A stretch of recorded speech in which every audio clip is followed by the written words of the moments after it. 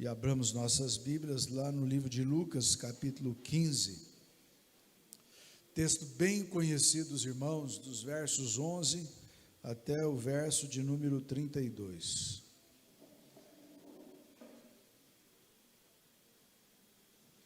Lucas, capítulo 15, verso 11 até o verso 32. Diz assim o texto: Continuou, certo homem tinha 2 filhos. O mais moço deles disse ao pai: Pai, dá-me a parte dos bens que me cabe. E ele lhes repartiu os haveres. Passados não muitos dias, o filho mais moço, ajuntando tudo que era seu, partiu para uma terra distante e lá dissipou todos os seus bens, vivendo dissolutamente. Depois de ter consumido tudo, sobreveio àquele país uma grande fome e ele começou a passar necessidade. Então ele foi e se agregou a um dos cidadãos daquela terra e este o mandou para os seus campos a guardar porcos. Ali desejava ele fartar-se das alfarrobas que os porcos comiam, mas ninguém lhe dava absolutamente nada. Então, caindo em si, disse: Quantos trabalhadores de meu pai têm pão com fartura e eu aqui morro de fome? Levantar-me-ei, irei ter com meu pai e lhe direi: Pai, pequei contra o céu e diante de ti.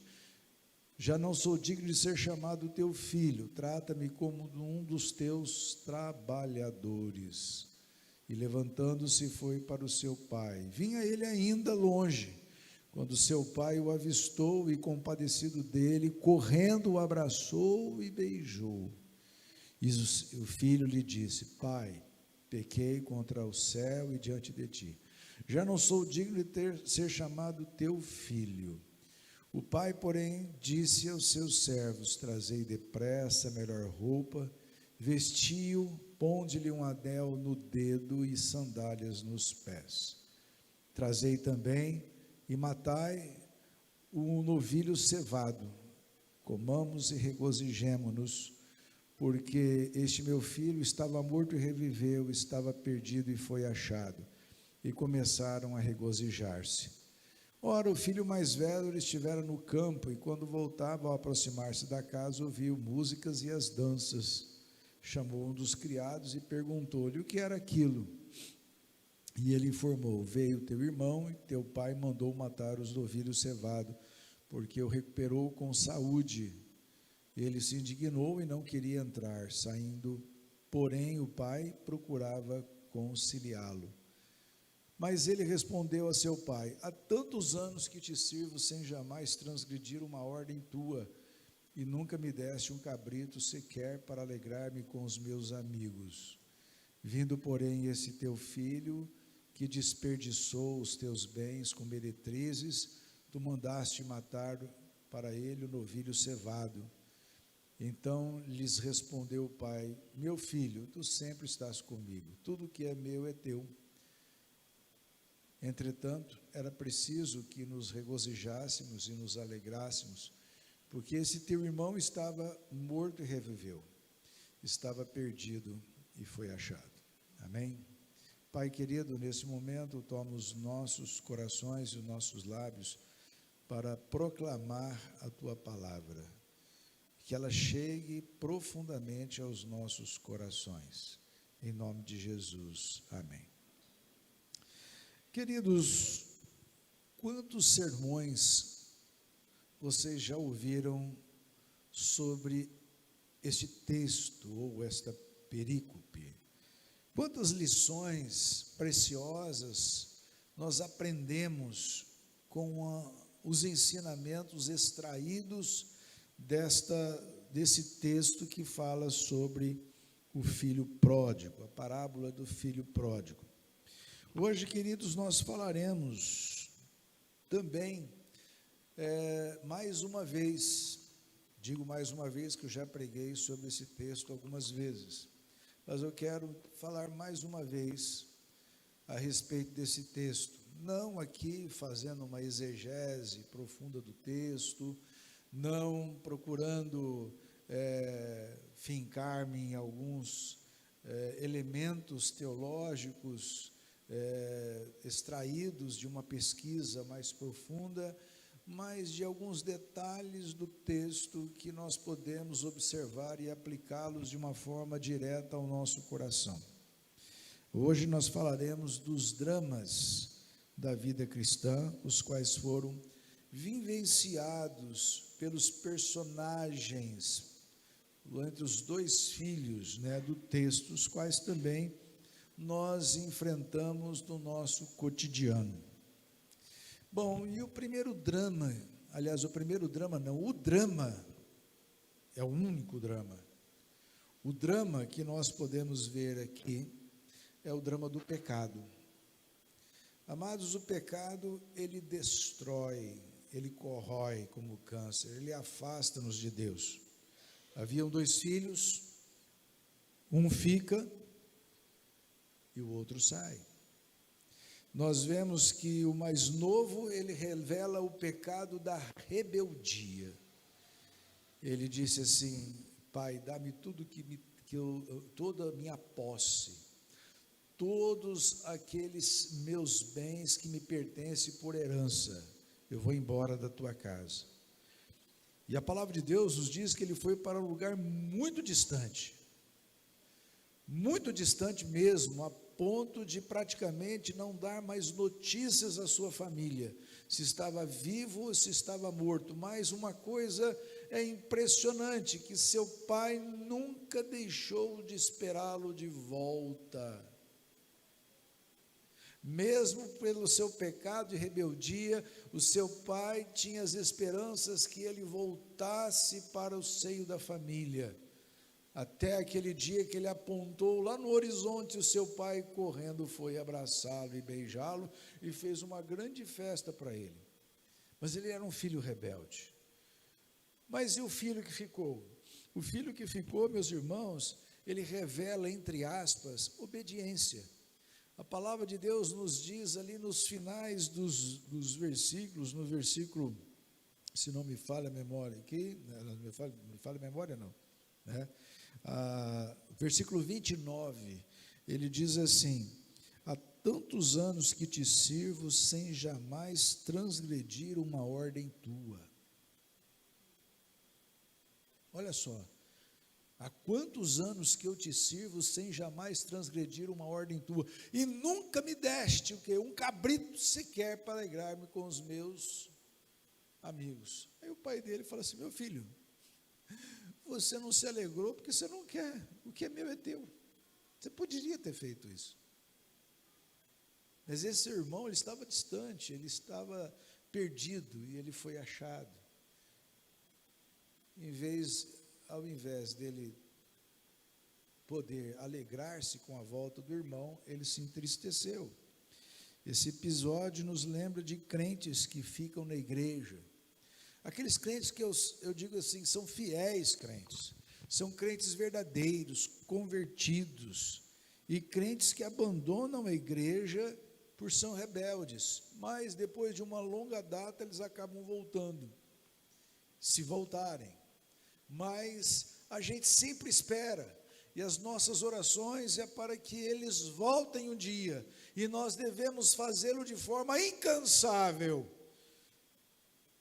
Às vezes podemos até perder aquela esperança, porque olharemos sempre no horizonte, nunca haveremos de ver os nossos filhos voltando, mas nós temos que crer num Deus que sabe onde Ele está, sabe o que Ele faz, conhece o seu coração e pode fazer com que ele venha passar por uma experiência como aquele filho mais novo passou, e lá no meio da pocilga mal cheirosa, ele caiu em si, deu um estalo, deu um start na cabeça dele, falou assim: nossa, o que eu estou fazendo aqui? O que eu estou fazendo aqui? Cuidando de porcos, porque para judeu, meus irmãos, cuidar de porco era uma coisa pior que existisse no mundo, era algo inimaginável. O porco para os judeus é um animal imundo, então eles não criam porcos, e aquele homem estava cuidando de porcos, e mais ainda comendo das alfarrobas da comida que era jogada aos porcos para ele, que coisa terrível. E ele cai em si e fala assim: nossa, se eu estivesse na casa do meu pai, eu não estaria passando por isso. E ele pega, se levanta e volta. Mas, meus irmãos, o que nós aprendemos nesse texto é que na verdade, tanto o filho pródigo, que o pródigo, a palavra pródigo significa esbanjador, aquele filho que esbanja tudo aquilo que tem. Ele foi lá e esbanjou a sua herança, com meretrizes, com seus amigos, etc. tal. A verdade é que ambos revelam rebeldia, pois não há méritos para o que ficou, pois também revelou rebeldia quando manifestou sua aversão, seu rancor pelo irmão, e a sua rebeldia em relação ao pai. Tu que nunca me deste um cabrito, ficou bravo com o pai. Amados, a lição que aprendemos aqui é que o drama do pecado é vivido tanto fora da igreja, para os que saem, como dentro da igreja, para nós que ficamos. Sim, às vezes nós começamos só a olhar para aqueles que saíram da igreja, foram embora do nosso meio, se afastaram da comunhão dos irmãos, deixaram a sua denominação e hoje servem ao mundo. E aí nós apontamos o dedo para eles e falamos: ai, vai para o inferno, vai para o inferno. De fato, se ele ficar distante da igreja, servindo ao Deus desse mundo, logicamente ele vai para o inferno, mas nós temos que olhar para dentro da igreja. Dentro da igreja existem crentes em Cristo Jesus, lavados pelo sangue de Jesus, que são rebeldes. São homens e mulheres que muitas vezes ofendem os outros, maltratam as pessoas, fazem negócios escusos, tratam assuntos que não deveriam tratar, fazem coisas, como diz o ditado do arco da velha, mas vêm à igreja, se assentam bonitinhos, maravilhosos, limpinhos, cheirosinhos, trazendo a Bíblia ou a Bíblia no celular, né? Cantam louvores, mas dentro deles existem pecados não confessados. O drama do pecado é vivido tanto para aqueles que estão fora da igreja, como para aqueles irmãos que estão dentro da igreja e não se arrependeram, ainda guardam mágoas no seu coração, não perdoaram o próximo que lhe ofendeu, aquele que ofendeu também não foi procurar aquela pessoa a quem ele ofendeu para pedir perdão. Há um problema sério de relacionamento entre um e outros. Tem pessoas que não chegam próximo das outras, porque acham elas soberba, fazem julgamentos precipitados, não leem a palavra de Deus, não oram, não dão bom testemunho lá fora, falam palavrões que jamais dentro do templo falariam, mas lá fora falam como se fosse tudo normal.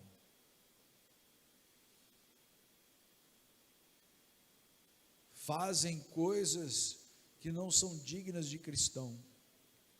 Então são para esses também a palavra de Deus, é o drama do pecado.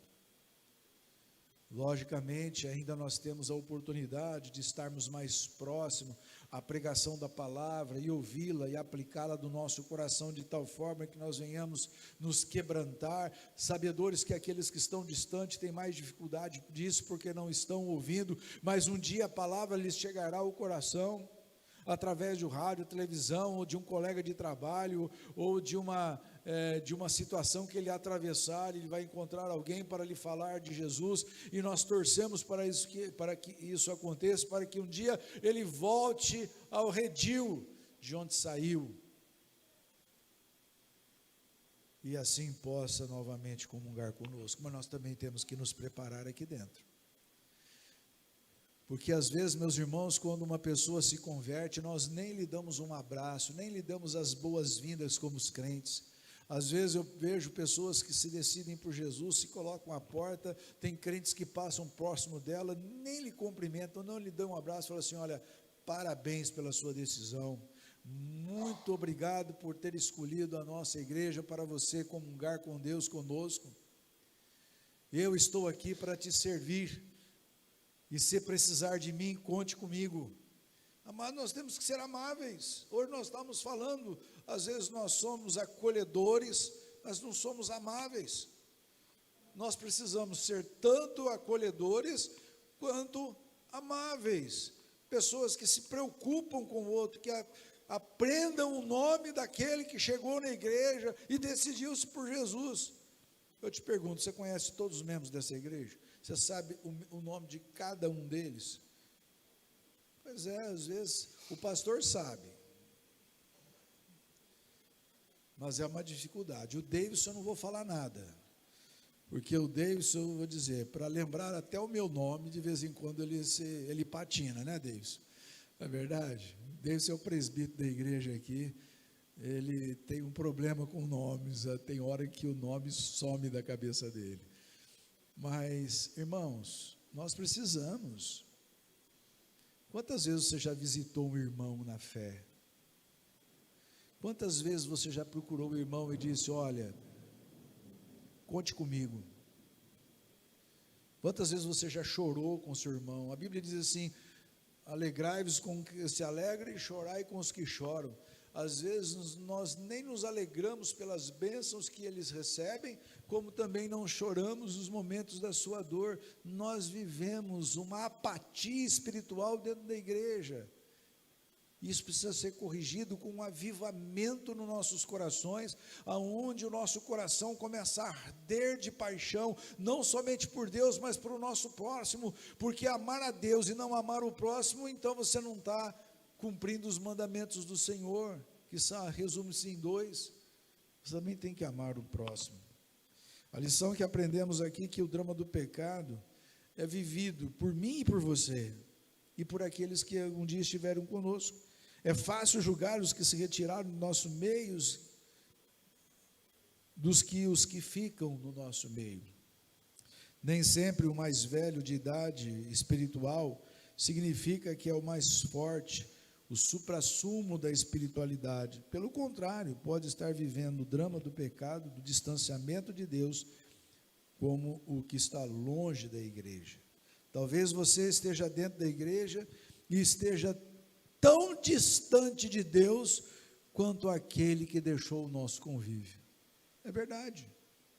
Tem pessoas que estão dentro da nossa igreja, mas estão tão distantes da igreja, mas tão distantes, estão sentados às vezes no banco, mas estão tão distantes da igreja, que não façam ideia, tão distantes de Deus, não confessam mais seus pecados, não dobram mais seus joelhos para interceder pela igreja. Essa semana nós vamos ter que interceder pela família do presbítero Antônio, do diácono Davidson Laerte e também do diácono Thales. Nós precisamos interceder por ele, interceder pelos nossos missionários, muitas vezes esquecemos, interceder pelas chuvas, pelas pessoas que ficaram desabrigadas no estado de São Paulo, e hoje, graças a Deus, eu vi o governador visitando algumas famílias que já estavam alojadas em alguns hotéis de São Sebastião.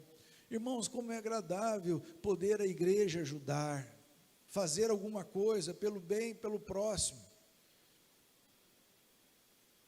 Aliás, em falar em ajuda, quem quiser ajudar o pessoal nas enchentes, pode contar. A Igreja Presbiteriana do Brasil tem uma comissão chamada Comissão de Assistência Social, que é o CAS, né, do nossa Igreja Presbiteriana do Brasil, que recebe as doações para ajudar essas pessoas que estão passando necessidade. Você pode me procurar. Mas, irmãos, nós precisamos. Nós precisamos. O ano passado, o ano retrasado, quando eu fiz o CTPM lá em Patrocínio de Minas, né, que é o curso de preparação para missões, eu conheci um missionário, sobrenome Bolonha. Ele está lá no Paraguai. Imagine, meus irmãos, aí ele colocou no nosso grupo lá, olha o que aconteceu na minha igreja. a igreja dele foi invadida e quebraram tudo. E não era a primeira vez, era a segunda vez. E ele falou o seguinte: irmãos, se vocês puderem, me ajudem aqui. A gente fala, não, deixa ele lá, está quieto lá. Mas Deus tocou no meu coração, eu preciso ajudar aquele meu irmão. Preciso mandar uma oferta para ele. Que a igreja presbiteriana a igreja presbiteriana que está sendo implantada ali naquele canto no Paraguai foi destruída por homens injustos. E nós temos que ser assim, meus irmãos. Nós precisamos olhar para o próximo. Nós não podemos olhar somente para nós, para as nossas necessidades. Amados, você pode estar vivendo um drama horrível com o pecado. E quando você estiver vivendo um drama assim, vá aos pés do Senhor, confesse o seu pecado a Deus. Se você está com dificuldade, pede um líder da igreja, um pastor, um presbítero, ou então uma mulher piedosa dentro da igreja, com quem você tem um relacionamento, conta o seu drama para ela, fala, olha, eu estou precisando de ajuda. Estou atravessando um momento difícil no meu casamento, estou atravessando um momento difícil no relacionamento com meu filho, ou com meu pai, com a minha mãe, eu estou atravessando um momento crítico no meu ambiente de trabalho, eu estou em pecado por causa disso, daquilo outro, e eu não tenho forças para sair dessa situação desagradável. Deus vai estender a mão a você. Segundo lugar, o drama das feridas da alma. Todo pecado, meus irmãos, ele traz indubitavelmente feridas na alma que precisam ser curadas. Eu pergunto, quem aqui nunca foi ferido na alma por algum irmão ou irmã, ou então fora da igreja? Principalmente dentro da igreja. Quantas vezes eu fui ferido, quantas vezes você foi ferido, e às vezes nós vamos guardando isso daí, esta mágoa em nosso coração, essa tristeza em nossa alma, e é por isso que nós precisamos, amados, ter assim a sabedoria de tratar esses assuntos. Quando se foge da presença de Deus, acaba se ferindo a alma. Lembra quando Adão e Eva fugiram da presença de Deus? A sua alma foi ferida. Pode haver até um entorpecimento temporal, mas haverá um cair em si para perceber a situação que chegou. Foi o que aconteceu com o jovem, com esse jovem que foi chamado de filho pródigo. Quando ele foi embora, ele gastou o seu dinheiro com meretrizes, com tudo o que havia de bom, entre aspas, no mundo. E então o que aconteceu? Quando ele foi lá comer as comidas dos porcos, ele caiu em si. Às vezes nós precisamos também disso, cair em si, depois do entorpecimento temporal, para poder perceber a situação que chegamos. Para o que saiu, ele precisava de perdão, mas nem sempre os que ficam na casa do Pai estão incólumes a se ferirem. Não se ferem com os que saem, mas se ferem, e o drama de suas feridas pode ser tão grandes como os que saíram. E no caso daquele que ficou, foi o quê? Quem sabe? A falta de perdão. Para um ele precisava de perdão, o outro precisava perdoar. O filho que se rebelou saiu atrás de uma aventura de amores, voltou frustrado, decepcionado e ferido. O que ficou poderia curtir a presença do pai com o coração puro, mas se fere com seu egoísmo, com a sua antipatia para com o irmão e com a sua rebeldia para com o pai. Na verdade, ele revela o que havia no seu coração na chegada do irmão que estava revoltado enquanto estava só com o pai. Há muitos crentes que saem da igreja, se ferem e voltam em busca de cura, e que nós possamos receber esses queridos irmãos, quando eles voltam para o seio da igreja, como o pai recebeu aqueles aquele seu filho que saiu. São nossos irmãos, estão vagueando por aí no pecado, mas nos dias que voltarem para o seio da igreja, arrependidos, receba com abraço, dá-lhe um beijo se for o caso, se você tiver coragem e intimidade para isso, mas abrace esse irmão e fala assim: querido, quantas e quantas vezes eu orei para que você voltasse. Não deixe de orar. Eles precisam das nossas orações lá no antro de pecado onde vivem. Há outros crentes que ficam na igreja e se encontram feridos, mas às vezes não percebem a sua ferida, assim como não acreditam que precisam ser curados. Há muitos que estão aqui, que estão feridos na sua alma, pessoas que lhe magoaram, pessoas que lhe entristeceram, coisas que ficam difíceis de sair do seu coração, mas, irmãos, o Senhor Jesus nos ensina que nós devemos amar aqueles que nos fazem o mal. Difícil? É difícil. E você sabe o que é necessário para amar aquele que nos faz o mal, aquele que nos esbofeteia? É passar pela experiência. É muito fácil você saber da teoria. Eu sei que a Bíblia nos ensina amar aquele que nos fazem o mal. Isso é muito bacana. Mas quando você passa para a experiência, quando alguém te faz o mal, eu quero saber se você tem peito suficiente para dizer: eu amo aquela pessoa. É difícil? Sim, mas uma vez eu aprendi isso na minha vida. Às vezes, uma vez um colega de seminário que já faleceu, ele disse para mim o seguinte: nós atravessamos na prática aquilo que Deus ensina teoricamente.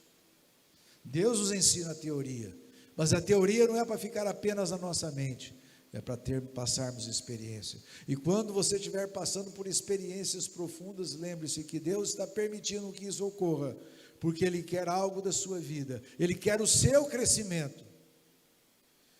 Ele não quer que você fique apenas sendo conhecedor de alguns textos bíblicos, mas que você coloque em prática aquilo que Ele determinou para você. Amados, pensamos que os que precisam de remédio são os que estão lá fora, e esquecemos que também os que estão dentro da igreja precisam. E por fim, o drama da necessidade de intimidade. O que saiu, na verdade, nunca encontrou o que acreditava em seus sonhos, em suas paixões. Ele nem encontrou a felicidade verdadeira. Ele foi em busca de uma felicidade, mas uma felicidade quimérica, fantasiosa, distante da realidade que ele procurava. Por outro lado, o filho mais velho, que é de casa, nunca saiu, nunca aproveitou da felicidade que o pai lhe estava oferecendo. É engraçado isso. Um vai buscar a felicidade fora e não encontra. O outro tem diante de si tudo para ser feliz, mas não aproveita. O pai diz: olha, tudo que eu tenho é teu. Você podia ter matado os novilhos e curtido com seus irmãos. Mas ele veio reclamar com o pai: eu sou trabalhador. Pai, olha só, no versículo 29, há tantos anos te sirvo sem jamais transgredir uma ordem tua. Às vezes nós somos, meus irmãos, pessoas dessa natureza. Nós sabemos cuidar bem das leis de Deus, mas não aproveitamos as bênçãos que o Senhor tem para nós. Aproveite. Ser crente, meus irmãos, não é somente ser conhecedor da palavra, ser uma pessoa que vive em santidade, fugindo da aparência do mal, evitando o pecado a todo custo, mas é uma pessoa feliz. Crente é uma pessoa feliz, porque se crente não é feliz, então esse Deus não existe para nós. Crente é uma pessoa feliz. Os seus problemas, aquilo que você atravessa, você coloca na presença do Senhor. Talvez Deus não resolva agora, não resolva mais, mas Ele quer te ensinar alguma coisa para você aprender e assim colocar em prática e resolver o seu problema e curtir a felicidade de ser crente. Um cristão, meus irmãos, é feliz porque ele crê no Deus que tudo pode, que o ama, que o arrancou das trevas do pecado e o trouxe para a sua maravilhosa luz, através de Cristo Jesus, seu Filho unigênito, que morreu na cruz do Calvário, para pagar a minha e a sua dívida, para que eu e você pudéssemos então receber o presente da vida eterna, sermos lavados dos nossos pecados e pela fé termos um relacionamento com Deus. Isso é felicidade.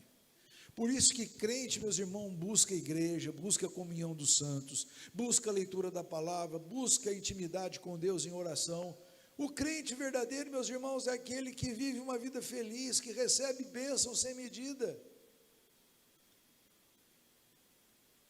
Ele fica boquiaberto com aquilo que Deus faz por sua vida, pelas bênçãos que Deus derrama sobre a sua vida. Não fica mendigando, ele é uma pessoa que vive uma real felicidade.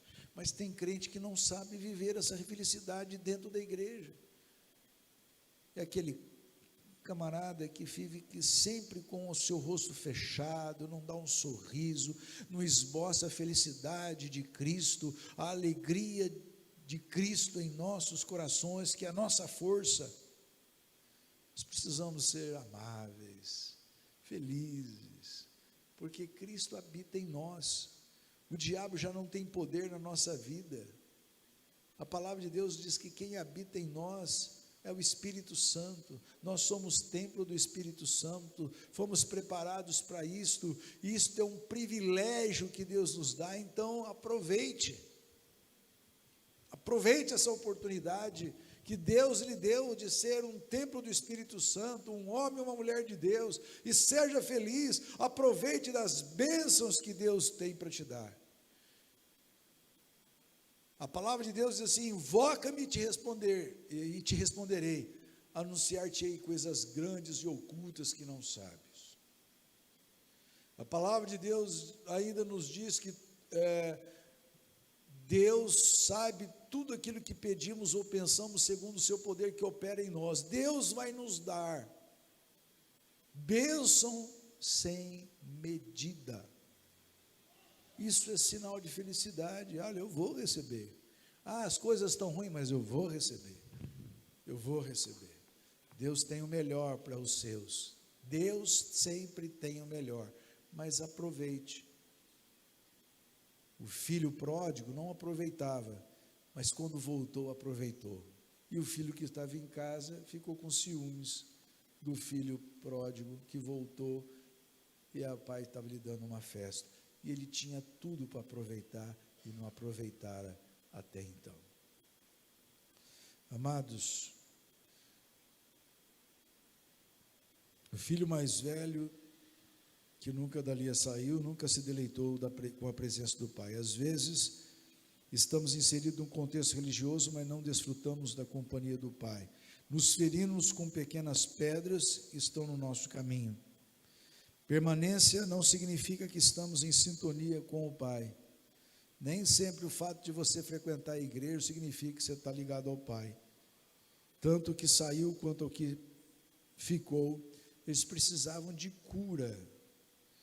O que saiu precisava de voltar a ter comunhão com Deus, ou ele tinha necessidade de intimidade, e o que ficou precisava aprender a ter comunhão com o Pai, também precisava ter intimidade. Eu te pergunto, você tem intimidade com Deus? Ou você está como aqueles que saíram da igreja, vivem lá nos escombros do pecado, não tem intimidade com Deus, e você está aqui, mas não tem intimidade com Deus? Em qual desses irmãos você se identifica espiritualmente falando? Bom, concluímos que todos nós enfrentamos dramas na vida cristã, e o drama do pecado. Às vezes nos rebelamos contra Deus dentro e fora de sua igreja, mas precisamos buscar a cura para esses dramas que afetam nossa alma, e isto junto ao trono da graça de Deus. É no regaço do Pai eterno que seremos perdoados, renovados, curados, disciplinados, instruídos, e assim nos deleitarmos em finos banquetes oferecidos pela graça divina a todos os que os buscam. Caso você esteja vivendo o drama da vida cristã, não desista, creia e volte para o Pai. O ponto principal que nós podemos observar nesse texto, que o filho que estava distante, ele voltou para o Pai, e o que estava dentro da casa do Pai, precisou voltar-se para o Pai também. Ambos precisam de um relacionamento de intimidade com Deus, para os fazer crescer, para os fazer sentir-se cada vez mais filhos, amados, amparados, protegidos, instruídos, fortalecidos e beneficiados com os benefícios da graça. Em nome de Jesus. Amém.